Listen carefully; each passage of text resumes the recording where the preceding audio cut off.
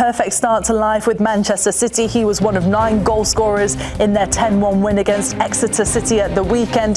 He had one tonight as well. He actually had 2, as we saw, but one was chalked off. A really good night for him, and here he is speaking after the match.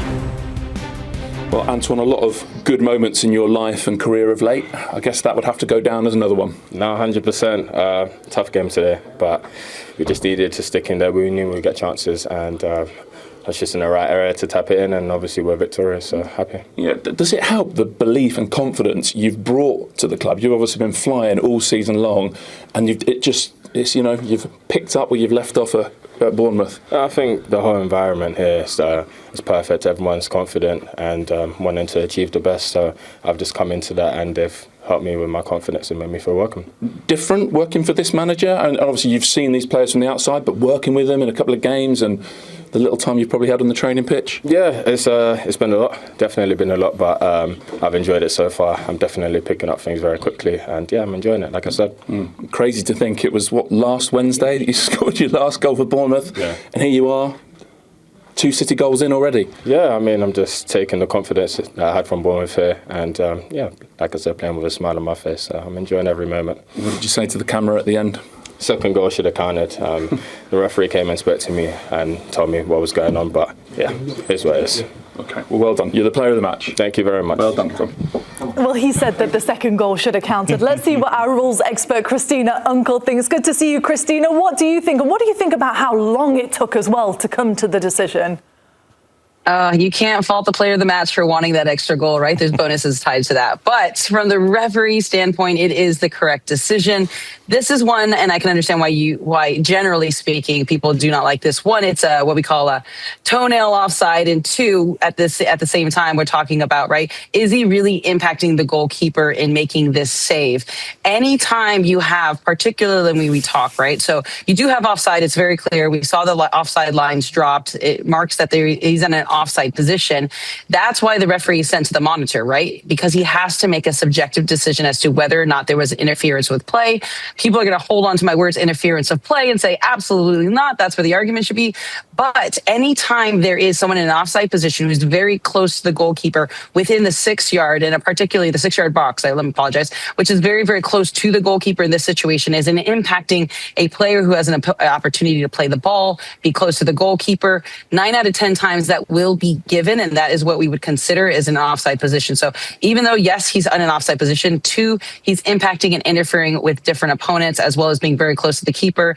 This would be the decision that would be expected and the outcome. But it is a subjective decision, but one that would be the preferred decision, and one that I would say would be wrong if the VAR did not send it down for review. Christina, we've not argued before, but I feel like we're getting close to it for the first time. This is not a footballing moment, though, is it? If that's a clear and obvious error, then we can't be waiting that long, surely. It's 4 or 5 minutes of extra time because of that decision. And if it is subjective, why did the referee have to go and still look at it 4, 5, 6 times? Why can't VAR say, hey, we think it's this is the reason why, and we follow it? I love referees, as you know, but I feel like the rule book now is making it even harder for you guys to ref games. It's getting more complicated. VAR was meant to be in to make it easier, and it seems like it's creating more problems. Yeah, I mean, that's what's going to be happening. This wasn't something that was lost on us officials. When you had footballers, right, and at the end of the day, their coaches, their managers, their stakeholders, there were referees at the table that made the decisions, but ultimately these decisions were made by other individuals that were not just referee-based. So there was all voices were at the table. Now, you hit it in the head. These things that go to VAR and a referee goes to VAR are subjective decisions. So if this was a typical offside play, which is what everyone expects, you're an offside decision, you're in offside position, you play the ball and it's black and white. That, at least here domestically, Major League Soccer, you still go to the monitor, so everyone does it a little differently. But over there, they would just go into the referee's ear, say offside, offside, played with the ball. Here we go. He would just make the decision and not go to the monitor. But anything that's subjective, the VAR protocol, referees, the footballers at stake would prefer that the referee who has the final decision makes that subjective decision and doesn't leave that up to the booth to make that subjective decision. That does take a little bit more time into the process, but then there's a decision of they would rather have the center referee have all the details, information, and be the one to make that final decision as opposed to somebody up in the booth who doesn't have the tempo and the feel of the game. So all in all, you've got to only really look at the scoreline after tonight, haven't you, Troy? 2-0, they're through, now they're at home for the next leg. Will Pep Guardiola be feeling as happy as that? No, I think he'll still be a little bit concerned. Grella alluded to it. A lot of balls, one ball over the top beats them. A lot of balls down the side beats them. Still things to work on. That back line is disjointed. No real leader in there from a centre-half point of view, but young players who are learning their craft. But when they go forward, they're exceptional. They could have scored 4, 5, 6 on another night. Again, we're talking about them winning 2-0. Probably should have had 3. And Haaland had a bad game. So when you've got arguably the best goal scorer in world football, I know Nigel thinks a bit differently, but one of the best goal scorers in world football, you would then have to say, once we get him firing, once we find out how this works, we'll be much better. And they changed their team as well. That was more or less Newcastle's best team. And they started with Rodri on the bench, Shirky on the bench. It's a real good moment for Man City. Here's a look at just some of those moments you were talking about for Erling Haaland, Nigel, because he did look frustrated, didn't he, in moments today. Is it all frustration for him, though, or as a player, are you still seeing the hard work that he's doing, distracting defenders and pulling them out of position? I think for me, when you look at his consistency and his return for Manchester City and also in the Premier League, it was just a bad day in the office for him today. It was one of those days of just frustrations, and you could see the frustration got the better of him, and a lot with his body language, just not really getting the ball. It wasn't working out for him. We've all been there as players. We've had days like this, but I wouldn't look into it too much. But I would say when you look at it today, obviously, you know, goals and assists and touches, you saw all these stats recently for him. Today was just a bad day at the office. I wouldn't look any more. The last 6 looked like they were a bad day at the office with only one goal. Just being a penalty as well. By his standards, right? He scores over a goal a game if you look at his career overall. So but he should have like 7 goals in this. 100%. When you look at it today, though, how many clear-cut chances did he really have? Yeah. That's the thing. When you look at the chances that Wissa had and Voltemada had, if that was Erling Haaland, no clear-cut chances. Really. He had no clear-cut chances. So there was lack of creativity from his standpoint today, and as the game went on, you could see the frustration. So for me, I think that Semenyo coming in is the big thing. That's the big story. Taking the pressure off him, and he scored again today, and that played a part. And we talked, and Bernardo Silva just alluded to it there. Him coming on, we've played against him. We see him arriving in the box, scoring goals. He's a finisher. You could see that's what they need. They're telling us what they kind of feel that they've been missing more in the team. But isn't that positive in some ways? Because how many times, Troy, have we heard, they're too reliant on Erling Haaland? Today, they didn't show that. They showed that even on Erling Haaland's quiet nights, they can still get the job done. For me, this is part of his evolution as well as a striker, as a team player, and he's been added to the leadership group now. There's moments in games where, at the end of the game, Shirky's driving through, he peels off on the right-hand side. He's expected, because every time he's played, people slip him the ball. Now you've got the like of Shirky, you've got Semenyo, you've got Doku, you've got Foden. They want to score as well. They think they can score. So it's part of his learning process now. Right, I'm not going to get the ball all the time. He's also very clinical, we know that. But you can't keep getting frustrated. I've been there as a lone striker. It's horrible. When you finish a game, you don't have a shot. You're like, what did I do today? What was the point? But he's got 26 goals.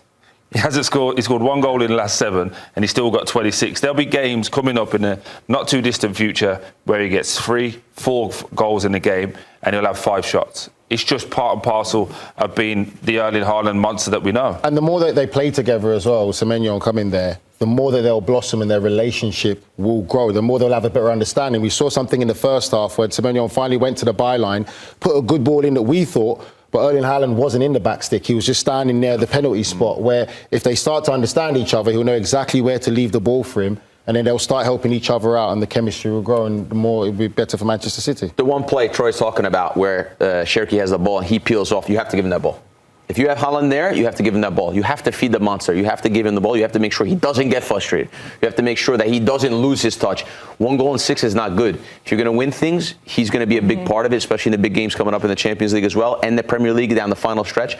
You have to feed him when you have the opportunity. That's not mean to say every single time, but it's not good enough to play 90 minutes and not give him the service that he deserves. You have to give him service, because the more service you give him, it also opens up the game for the guys like Doku and Semenyo. Troy, you were just saying as well, you've been in that position. Are you concerned that once you get, 5-6 games in with just one goal, is it a mental problem at that point as well? No, not for this guy. No, absolutely not. No. I think you have to look back to the Liverpool game. He cuts inside, he has a shot, hits the inside of the post. 9 times out of 10, he hits the inside of the post, goes in. He hit the inside of the post and went out for a throw, and he hit it that hard. I just think, they got the Manchester derby Saturday. If you're Man United, you're still worrying about Erling Haaland. I think there's just going to be games and moments. He's got 26 goals now. What have we got? 3.5, 4 months left? Yeah, we're just over halfway, right? I'm still confident he's going to get 40 goals this season. So he's going to be okay. He's one of those players as well, in the next game he can end up scoring a hat-trick. That's the thing. And then you won't be talking about the past 6 games. He's got that ability about him. So it's not something... But we don't even want to talk about it. She's making us talk about it. It is a talking point if you start striking. Part of your job as well, right? 1 goal and it's a penalty in the last 6. Well, Newcastle, they had 4 home games in a row. They'd won 3 of them prior to tonight, but now it's a really difficult road stretch. I mean, difficult might even be an understatement, Nige. Difficult definitely is an understatement. You look at some of these teams they're going to face. Still, all these teams have quality to give them a real run for their money in games. Paris Saint-Germain side, it's up and down, but they do have some world-class players. Liverpool side has been inconsistent, but more started to find their form. Back again at City, Spurs, you never know what you're going to get. It's a long run of fixtures that's going to be very difficult for them, and especially when the injuries are starting to maybe pile up for this Newcastle side now. So you're a little bit worried. There's one winner in there, isn't there, Nigel? That Villa game will be an easy one. Nah, good chance. No chance. A lot of travel in those legs. Let's go back to Anita Jones to St James's Park. Anita, it was interesting there to listen to Eddie Howe kind of talk about the fatigue at the weekend, obviously coming in off that game against Bournemouth in the FA Cup where it went all the way through extra time to penalties. Did you really see that from the players in the second half? Did they look tired? No, in fact, I thought they really gave a good account of themselves. I mean, he maybe would have liked them to be more clinical. In fact, he pointed to that, the missed opportunities. And in stoppage time, I guess the real frustration for the Newcastle fans here is that had they been going to the Etihad with just a goal down, then it looks like it's a result they can overturn. Now it's a bit of a mountain. And you mentioned Nigel did the mounting injuries there. I don't think any of those players who are key in defence will be back in time for that second leg away at the Etihad. So overall, I guess he'd be happy that he didn't we actually saw Murphy go off injured, I think with a hamstring injury. But in terms of the back line, at least, the players that started all seem to be healthy. Yeah, Anita, what was the crowd's reaction to the second goal? Because we all felt like if they stayed 1-0 down, maybe there's a possibility, but the second goal felt like a backbreaker. Where did the fans, what was their reaction to that one? Yeah, in fact, if we go back to City's second goal, which was disallowed, which would have made an even more perfect day for Antoine Semenyo, the atmosphere in here was electric. It really felt like it woke up the crowd because they all of a sudden saw themselves having an inroad to try and get something on the score sheet. When that second goal did come in, though, for the visitors, it did feel like they were rather deflated because I mentioned to Eddie Howe that Nick Voltemada came close twice before Ryan Shirky got that goal. So you just feel had they managed to like I mentioned, make it 1-1, the task wouldn't be so big. And you've just listed all those games that they've got coming up away from St James's Park. The club really may have to look to bring in reinforcements in this transfer window, something I don't think they had intended to do at the end of the year. Just really quickly, Anita, two questions in one. One, were Man City as fluid as it looked in the second half? And with obviously there being 2-0 up, could have been 3. Will that send a message to Chelsea and Arsenal that Man City are really ready to go? And would there be enough there to fear for the other guys? You speak of the fluidity in the second half, Troy. I think we saw bits of it in the first half too. There was really some nice link-up play that I saw Pep Guardiola applaud his players for. So it's really interesting how Antoine Semenyo has slotted in. I asked Bernardo Silva about that, and he was just so complimentary of him. They've all of a sudden got this outlet there, someone who's used to performing in the Premier League. In fact, he's, third in terms of goals after Erling Haaland and Igor Thiago across all competitions for Premier League teams. So it's going to be a really interesting prospect. I think the fact that they even brought him in already sends a message to the likes of the Arsenals and the Chelseas, and maybe Villa. You didn't mention Villa. I wondered that was deliberate there. Don't worry. Okay. Well, I didn't want to put words in your mouth there, but you said it. So in terms of sending a message to the other title challengers, just with bringing Antoine Semenyo in, I think that does it. But yeah, alluding to how they played, it almost feels like we're starting to see that City of old. You think of how devastating wingers in the past have looked at this club.